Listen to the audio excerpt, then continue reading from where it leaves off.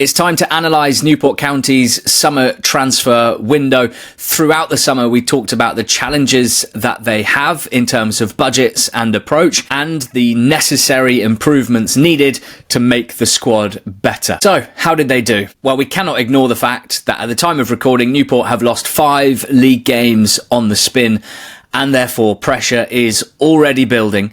A relegation battle was expected for Newport County, but the reality of 5 league defeats in a row, the reality that a Newport relegation battle is looking likely, and the fear that comes with that means that the pressure is already building on David Hughes and, of course, Lee Jenkins as well.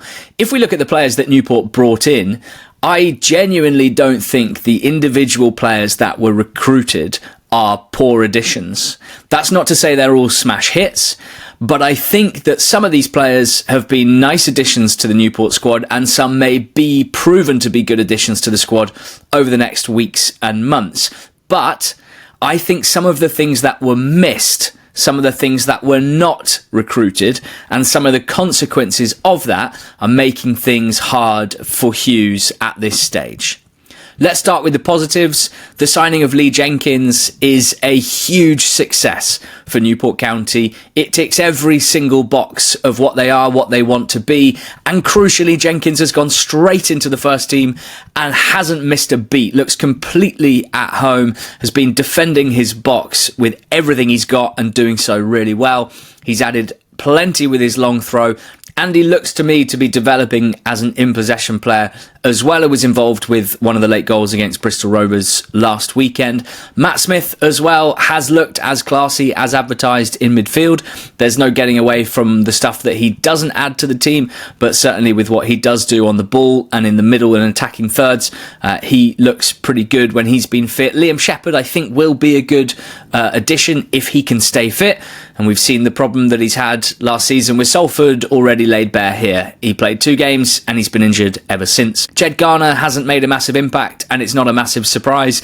And Nik Tzanev has had some really good games in goal, but of course a very poor game against Bristol Rovers, and you're always slightly worried with League Two goalkeepers what a game like that might mean for his confidence over the next few weeks. Then there's the 5 loanees. We knew that Newport would make the most of the loan market, and I quite like the additions that they've made. In Habib Oguneye, I think they've got a starting right wing-back who should, as he gains confidence, become even more dangerous, and he's only shown that in flashes so far, but lots to like about him. Michael Reindorf had that incredible debut against Barnet in the League Cup and is struggling a little at the top of the pitch, but has shown flashes of individual quality that suggest if the team could be a better fit for him and his teammates around him, he could have some good spells. Nathan Opoku made his debut against Bristol Rovers and got an assist and scored a goal. So Newport County fans will be resting a lot of hopes on him if he can perform anything like that as a starter. Sammy Braybrook looked like he had some really nice aspects to his game as well in that first game against Bristol Rovers.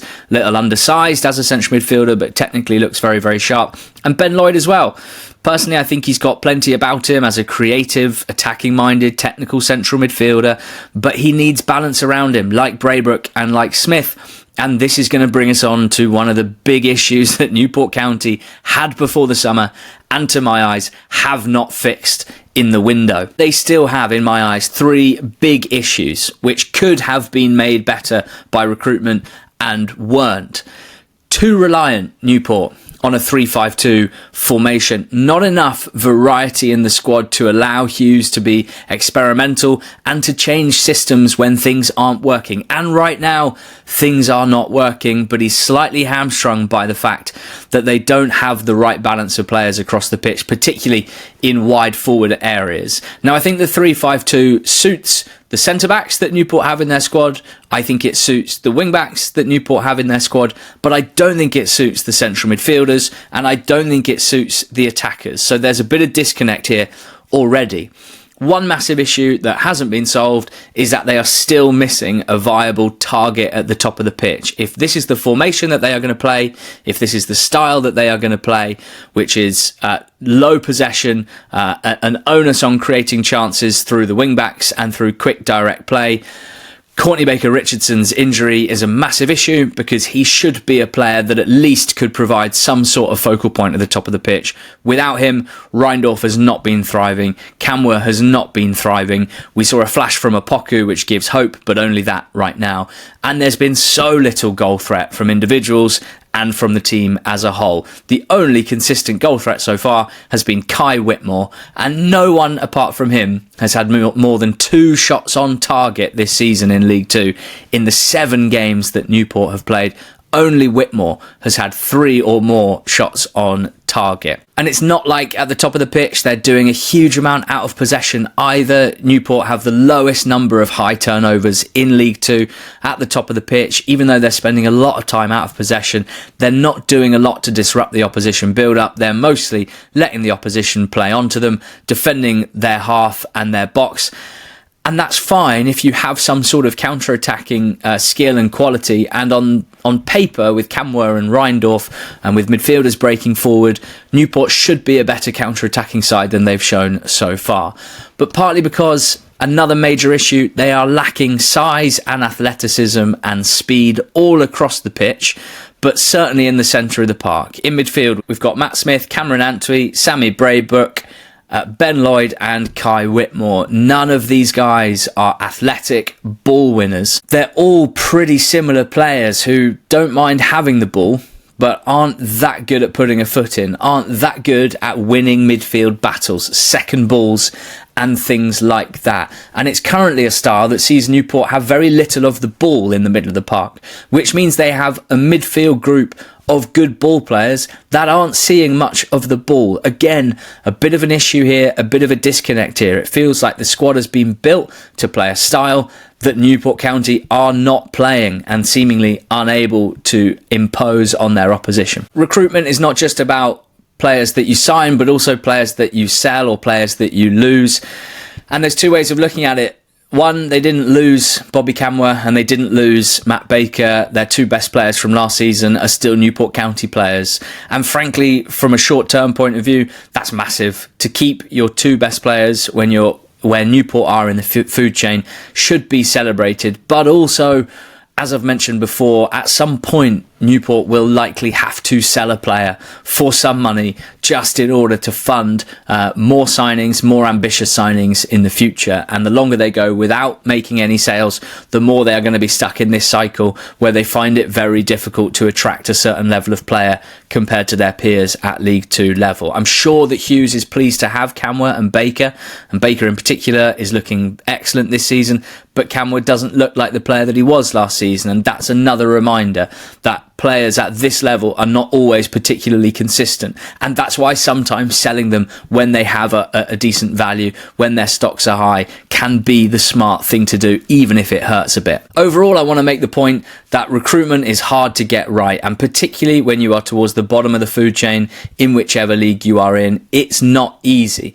And I'm banging on about a lack of athleticism in the team, in the squad.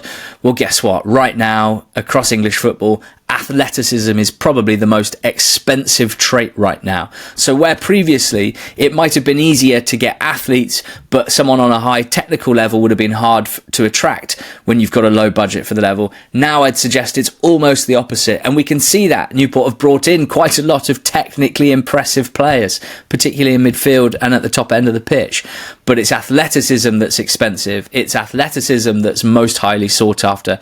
It's athleticism that underpins most of the top teams at this level at the moment. And it's athleticism where I think Newport are really, really struggling right now. I think that they are looking like they've got some real issues here so far this season, Newport County, and they're not necessarily easy fixes either. The squad is set, and now it's over to David Hughes and the players to step up, improve and perform.